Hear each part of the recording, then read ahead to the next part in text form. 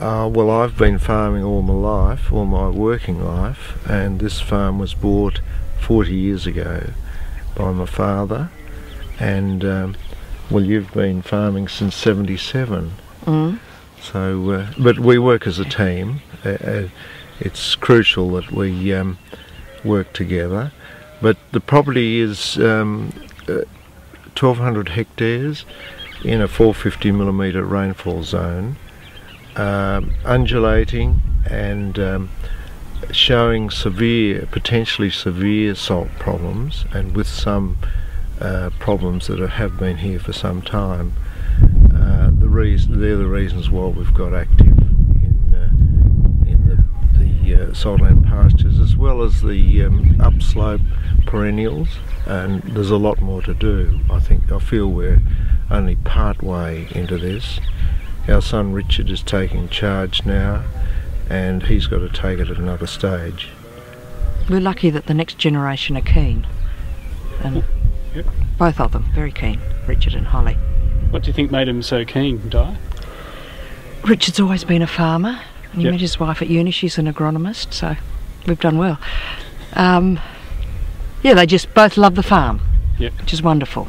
It's interesting. Richard, I thought, was a bit reluctant about this, but we've just planned our 2011 land care work, and Richard's taken charge, and while he sometimes thinks that I'm a bit over the top with it, his ideas and mine are just about the same. You're in the same family. Yes. Well, I come in for some criticism at times as to where I put trees, but he planned it. I followed his advice, and it's exactly how I would have done it. But yeah, so he's dead keen, and it's a livestock enterprise, and of course the saltland pastures fits that beautifully. You know, sheep and the perennial pastures, both upslope and in the valleys, fit beautifully with the deferred grazing and the all year-round production from saltland. There is a bit of cropping, about what, 20%? Yeah. But the rest's mainly livestock. It's probably not an ideal property for cropping, in that it's steep and rocky and all that sort of thing, and we prefer sheep, or I do anyway.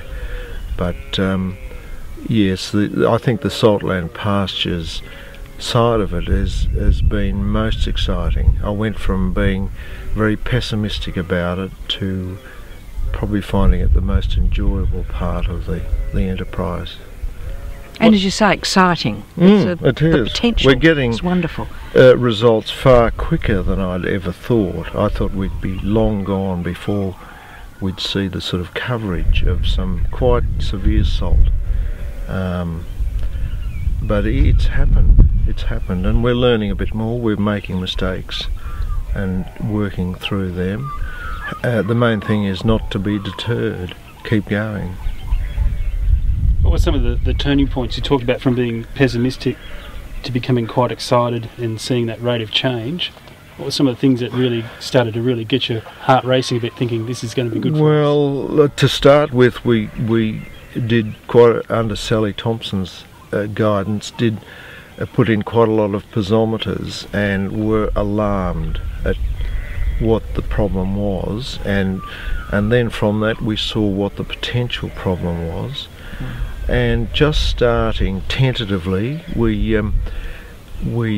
had a go, had a bit of success, had a failure or two, and then it started to fit together, mainly through a network of advice from practical farmers, scientists, the whole range of people working on it. But the positive results came through. There was a paddock that a salt scald in the middle, and with various approaches, it's now gone. It's back to pasture.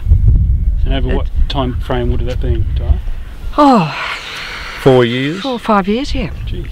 Yeah, it was a site that we decided to attack. It was going to take out 2 dams, this salt problem, and we knew there was a barrier there, so we used a windmill to dewater the site. Oil mallees on contours, lucerne, And Tree much, belts, yeah. yes, and much to our amazement, it's gone.